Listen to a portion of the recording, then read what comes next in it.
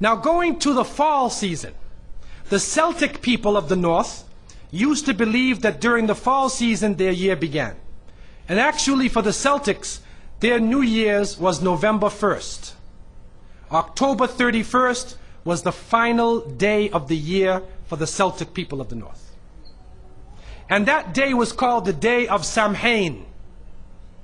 And this individual, wal-iyadhu billah, was supposed to be their god of the spirits of the dead, of evil again.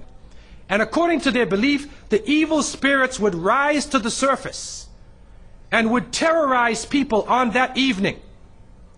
And on that evening, if you did something wrong to a person, they'd come back to get you on that night. So some people would put on a disguise, so you couldn't recognize them on October 31st on that evening, and then they would be safe. Also, they would burn fires. Now the only thing we find left of that is the jack-o'-lantern that they will put inside of their window, made from the pumpkin. What actually happened in Europe is that the church moved All Saints' Day, a day for the saints. They moved it from May 13th to November 1st in 1834 AD. And so what they said was that the 31st night is All Hallows Evening. All Hallows Evening, which in America later became known as Halloween. Halloween. And they depict the forces of evil. What is happening now is that the children put on disguises. They dress as little devils, little witches, as goblins, vampires, anything evil, and they go out. And now with the new American way, they do trick-or-treat. And they come to your house asking for food. Do they do that here in Miami? Trick-or-treat.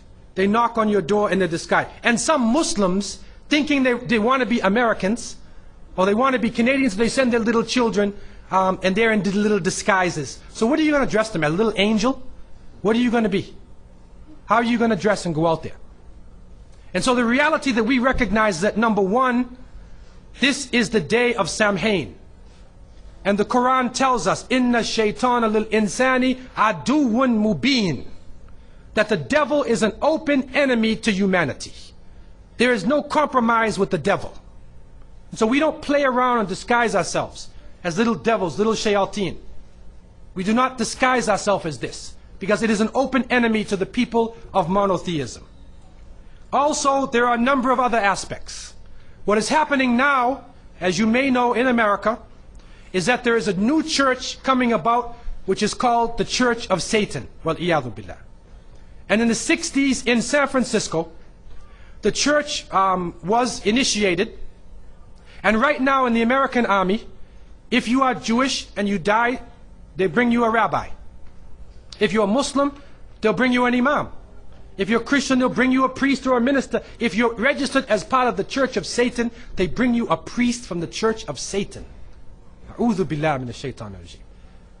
And he is performing these rites and rituals, calling on the devil to accept his initiate.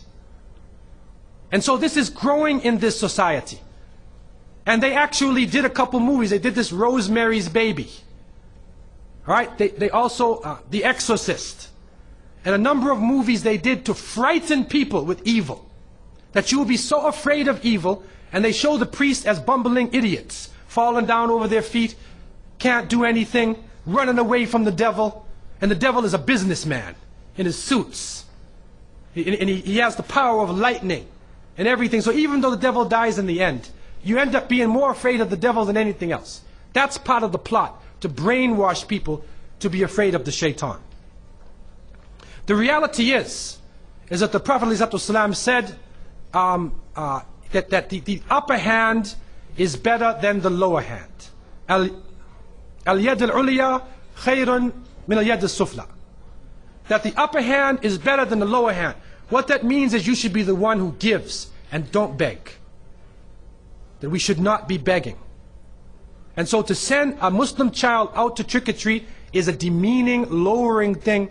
You ask them to beg people for food. Then they're dressed up as a way that they're not. Then when the candies and things come in the bag, how do you know what it is they actually gave you? Is it halal? Most of the candies today are made with gelatin, with glycerin. They're made with pork products.